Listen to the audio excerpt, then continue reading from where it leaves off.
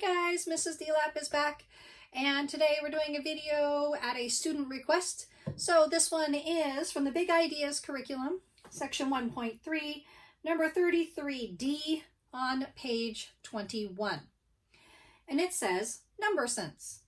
Copy each statement, insert plus, minus, multiply, or divide symbols to make each statement true. And then the problem gave 4 different statements. We're just going to do one of them as an example. And for this one, it said 14 with a blank box, 2 with a blank box, 7 blank box, 3 blank box, and a 9. And they're saying that once we have placed our operation symbols in here, it should equal 10. So this one is really a puzzle that we're going to have to take some time to work through. All right. We are doing order of operations, which means I need to write PEMDAS down so that I know that I'm doing things in the right orders. And remember, we write it vertically, parentheses, exponents, left to right, multiplication and division, left to right, addition and subtraction, because that's the order we need to go in. All right, so let's write down our original problem that they've given us, and then we will play with it, see if we can figure out where those symbols belong. Now, the original problem that they've given us is 14, and then they put a box for where a symbol is going to go. 2, I may have written too big, we might have to rewrite it. And then a box, 7, and then a box, 3. Oh yeah, definitely wrote too big. I'm gonna have to rewrite. Okay. 14, box, 2, box, 7, box, 3, box, 9 equals 10. Okay. Now, since they've given us 4 boxes, I know that I need to use all 4 operations. And I'm only going to use each operation one time. So I've got to put a plus, a minus, a multiply, and a division symbol in here. Then solve it and see if I can get it to equal 10. So let's start by just plugging in the symbols. Well, if I say 14 plus 2 minus 7 times 3 divided by 9, what is that going to equal? Okay, PEMDAS. I don't have any parentheses, so I don't have to worry about that. I don't have any exponents. I do have multiplication and division, though, so I'm going to go left to right. And I'm going to stop when I see multiplication or division. Here we go. 7 times 3 equals 21. Okay, bring down the rest of my problem. Divide it by 9. Okay, looking only at this line. Parentheses, exponents, multiplication or division? Yep, going left to right. I have division. 21 divided by 9. 21 doesn't really divide by 9 very evenly. And I know based on my curriculum and where we are in math that I wouldn't have given a problem where they needed to have a decimal or a fraction yet. So I'm actually going to go ahead and I'm just going to draw a line under this and say that one doesn't work because this won't give us an even number. Okay, let's plug in some other symbols. So rewrite our problem, 14. Well, if I can't do 7 times 3 divided by 9, well, maybe I can swap those. 14 plus 2 minus 7 divided by 3 times 9. Okay, looking right here. No parentheses, no exponents. I do have multiplication and division, so let's go left to right. Left to right. In this case, I've hit 7 divided by 3. Uh-oh. 7 doesn't divide evenly by 3. This one isn't going to give me a whole number either. And again, based on where I know we are in the curriculum, I know that they wouldn't have the students do this without doing a whole number. So I know this one doesn't work either. So I'm already done. Let's mix them up again. Well, I can't use my multiplication or division down here, so why don't we bring them up to the front?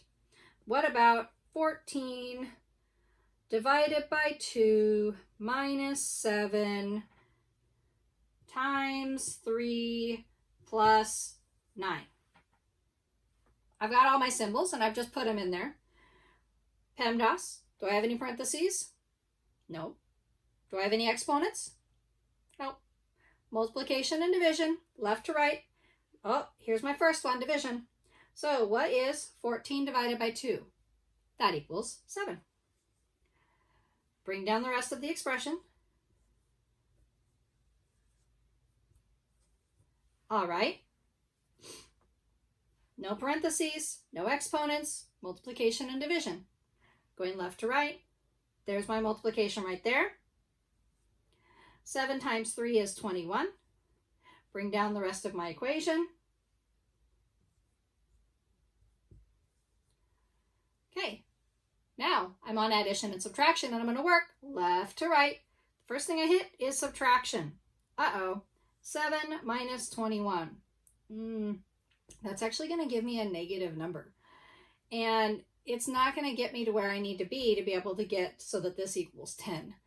And again, because of that I know where we are in the curriculum and we haven't dealt with negative numbers yet, I know this isn't my solution.